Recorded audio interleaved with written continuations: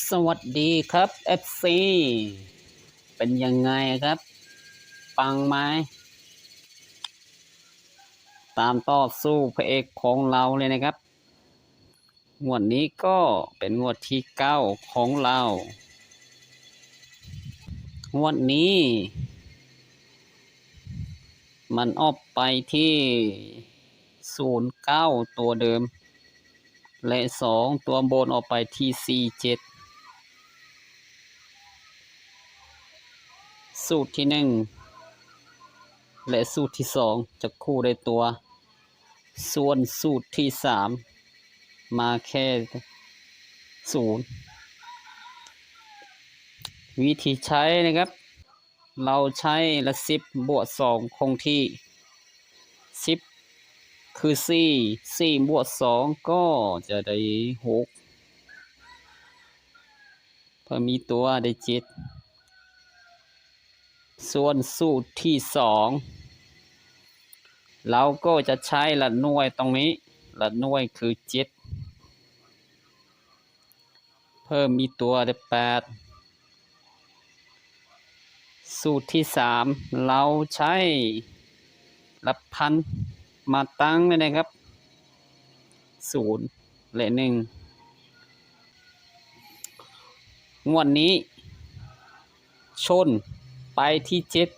7เราจะโค้ไปที่67 68 77 78แล้วก็60 61 70 71 80และ81นะครับเรามาวิเคราะห์แบบนี้สำหรับสูตรนี้ครับ FC ตัวที่มีโอกาสก็คือตัวเนี้ยนะครับถ้ามันชนไปที่7เราว่าตัวที่มีโอกาสก็คือ07และ17แค่2คู่นี้ทำไมเราว่ามีแค่2คู่ให้ FC วิเคราะห์ตัวเนี้ยนะครับถ้าเราจะคู่ไปที่67เราว่า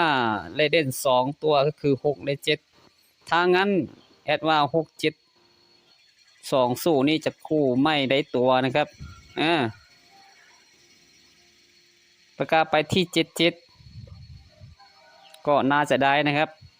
18ได้ไหมเราว่าไม่ได้นะครับก็เนื่องจากเลขเด่นของเรามันมี7และ8ถ้ามันจะมาที่78โอกาสนี่ก็จะน้อยที่สุดนะครับถ้างั้นตัวที่น่าสนใจก็คือ0717และ77นะครับเอาละก็จะไปตามต่อสู้นี้กันนะไปต่อสู้เลวิ่งของเรานะครับงวดนี้ชุด4ตัวมันออกไปที่0 9 4 7เลวิ่งของเรา4ก็ไปทีละ10เดินมาได้1 2 3 4 5 6งวดลองดูงวดที่7จะเข้าอีกไหมสำหรับวิธีเราก็จะใช้เหมือนเดิมนะครับ FC ก็คือเราสังเกตตัวเนี้ยถ้างวดนี้มี0ก็เพิ่มไปอีก1ตัวก็จะได้1 9เพิ่มอีก1ตัวได้0 4เพิ่มอีก1ตัวได้5 7เพิ่มอีก1ตัวได้8จากนั้นก็จะเอา1บวก0ก็จะได้1 0บวก5ได้5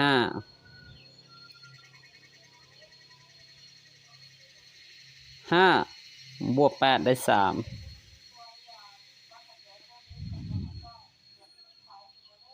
เอา1บวก5ได้6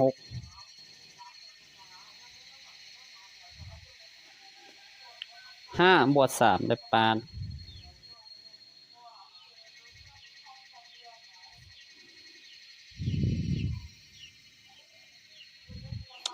จากนั้นก็จะเอาตัวเนี้ย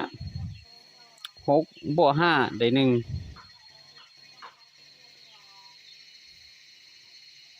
8 บวก 5 ได้ 3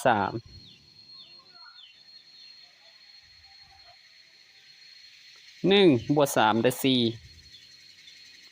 เอาละงวดนี้ก็วิ่งไปที่ 4 เหมือนเดิม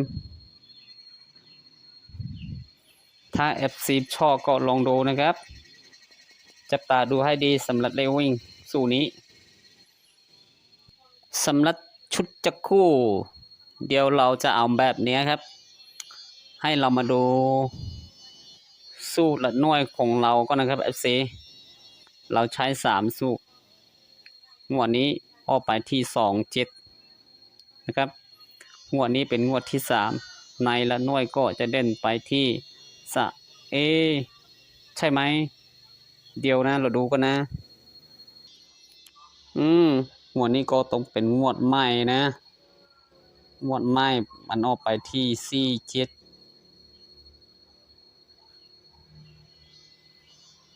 ตัวเนี้ยก็ไปที่ละหน่วยนะครับงวดใหม่ก็จะได้ไปที่9 4 3 5 2 8 6 7เด่นอยู่ที่ละหน่วยครับไปดูสูตรละ10ของเราละ10ของแอดงวดนี้ไม่มานะครับเลยออกไปที่47งวดใหม่ก็จะได้0 1 4 5 7 9เราใช้2สู้คัดเลือกเอาตัวชนนะครับก็ไปดูสู้10หน่วยครับสู้เด่น10หน่วยของเรางวดนี้ก็เป็นงวดที่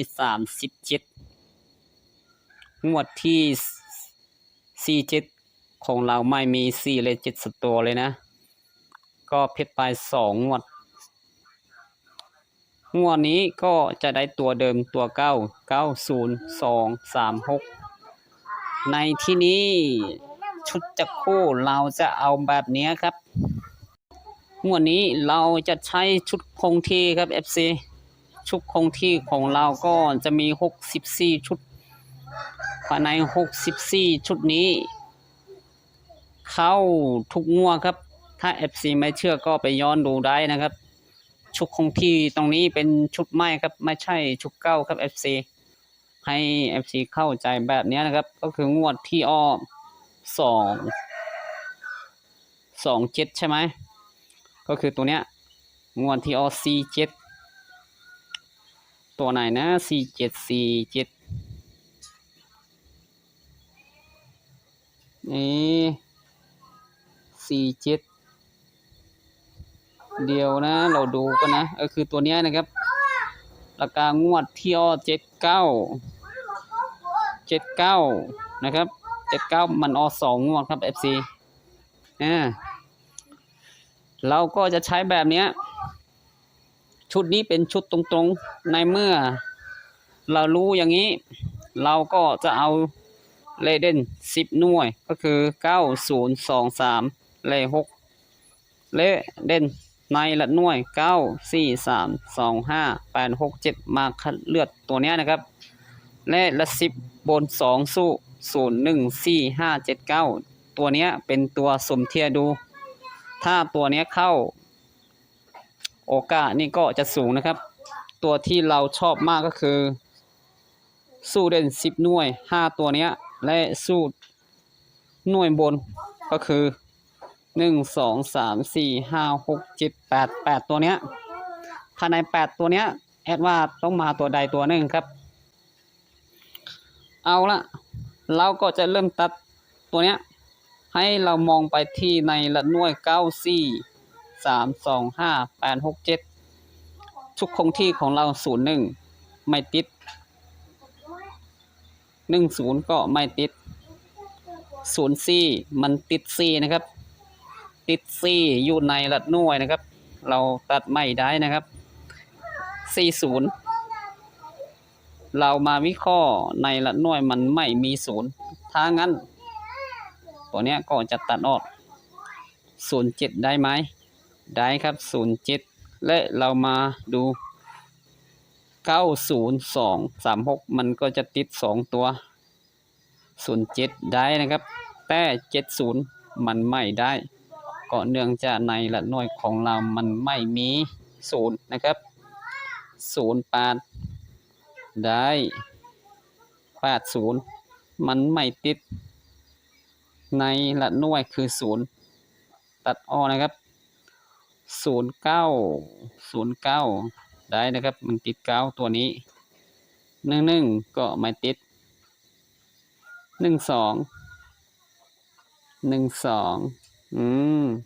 ได้นะครับ89มันติด8และ944ได้21ในหลักหน่วยไม่มี1ถ้างั้นตัดออกเลยนะก็จะไปที่13ได้นะครับ15มันได้แต่ในเด่น10หน่วย5ตัวมันไม่ติดเลข1เลข5ถ้างั้น15เราก็จะตัดออกนะครับ51ก็เหมือนกัน17ได้ไหม17มันติด7อยู่ในหลักหน่วยแต่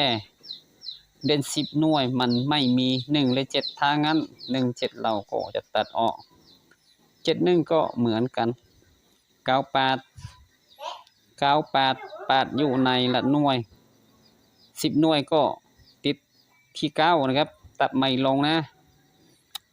19โอเคได้ครับ91ในหลักหน่วยไม่มี1ถ้างั้น91เราก็จะตัดออก24ได้ติด4ติด2 42ได้ติด2 27ติด7อยู่ในหลักหน่วยติด2 72ได้28ได้มันติด8ติด2 82ได้29ได้92ก็ได้31มันไม่ติดอยู่ในหลักหน่วยก็คือตรงนี้นะครับ34นี่มี3นี่มี4ได้ชิดมีอยู่ในหลักหน่วยแต่สูตรที่1ตรงนี้มันไม่มี7ถ้างั้น7เราก็จะตัดออกนะครับ ก็43ติด3ได้37ติด3ติด7ได้73ในหลักหน่วยมี3ตัวนี้ชน3ได้ครับ38โอเค3ได้8ตัวนี้นะครับ83ก็ได้เหมือนกัน45ตัวเนี้ยพอเรามาดูในหลักหน่วยตรงนี้มี5แต่ตัวเด่นของเรา5ตัวเนี้ยมันไม่มี4ถ้างั้นเราว่าตัวเนี้ยน่าจะไม่มีโอกาสมานะครับตัดออกเลยนะ47ตัวเนี้ยมีอยู่ในหลักหน่วย7แต่ชุดนี้ไม่มี4และ7ถ้างั้นตัวเนี้ยก็จะตัดออกเหมือนกันตัวนี้ก็เช่นกันเลยครับ48มันไม่ติดตัวเนี้ยตัดออกเลยนะ84ตัดออกนะ49อยู่ในหลักหน่วยติดเลขเด่นของเราได้นะครับ94อยู่ในหลักหน่วยติด9อีนะครับ54ก็ไม่ติด45ก็ไม่ได้57มันไม่ติดเลขเด่นของเราก็75มันไม่ติดเลขเด่น59ติด9แต่ในหลักหน่วยก็มี9ได้นะครับ95มาสังเกตในหลักหน่วยมี5ได้โอเคได้นะครับ67ติดอยู่ในเลขเด่นของเราเลข7อยู่ในหลักหน่วย76ก็ได้68ได้ไหมติด6ได้ครับ86ได้78มันไม่ติดเลขเด่นของเราตัดออกเลยนะ87 88ไม่ติดเลขเด่น 93ได้39ได้79โอเคติด9นะครับ97ติด9และ99โอเคก็ยังเหลือประมาณนี้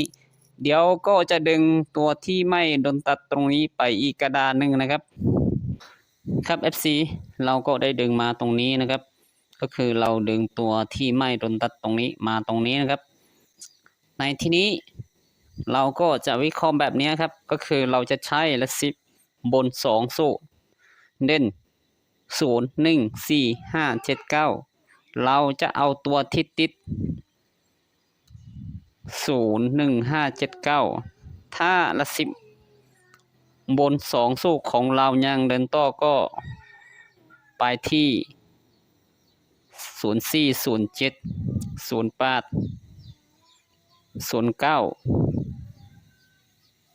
09 90มันติด9ตัวนี้นะครับ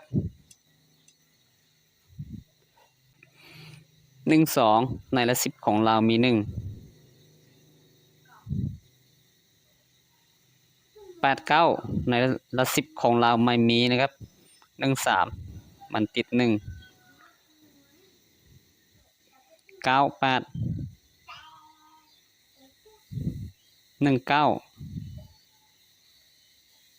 19 มันติด1นะครับ FC ไม่งงนะ2 4ในละ10ของเราไม่มีนะครับ42ตัวนี้มี4นะครับตัวที่เราหมายวงตรงนี้ก็คือตัวเด่นนะครับ27ไม่ติด72ติด7ก็คือ7ตัวเนี้ยนะ28ไม่ได้82ไม่มี29 92ติด9อยู่ในละ10 34ไม่ได้43ติด4อยู่ในละ10 37ไม่ติด73ติด7 38ไม่ติด83ก็ไม่ติด49ติด4นะครับ49นะ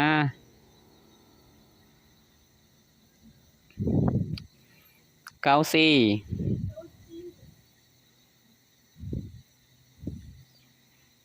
59 95มีไหมมีครับ67ไม่ได้76ก็จะติด7ตรงนี้68ไม่ติด86ก็ไม่ติด93ติด9 39ไม่ได้79สุดท้ายเลข99เอาละถ้าละ10ของเรายังเดินต่อก็จะประมาณนี้1 2 3 4 5 6 7 8 9 10 11 12 13 14 15 16 17 18 19 21 22 23 23ชุดตรงๆนะครับเราก็จะมาหาตัวเด่น E ครับ FC ตัวเด่นเราก็จะหาแบบนี้นะครับถ้าเลขวิ่งของเราตัวเมื่อกี้วิ่งไปที่4ใช่ไหมถ้าวิ่งไปที่4และสู้ของเรายังเดินต่อก็คือเราจะเอาตัวที่ติด4ก็คือ04 42ตัวที่ติดดาวก็เป็นตัวเด่นครับ FC 43 49เลข94ก็จะมีประมาณนี้นะ1คู่2คู่3คู่4คู่นะครับ FC เอาละถ้า FC ชอบก็จะประมาณนี้นะครับสำหรับคลิปนี้ก็มีแค่นี้ครับโชว์ดีครับ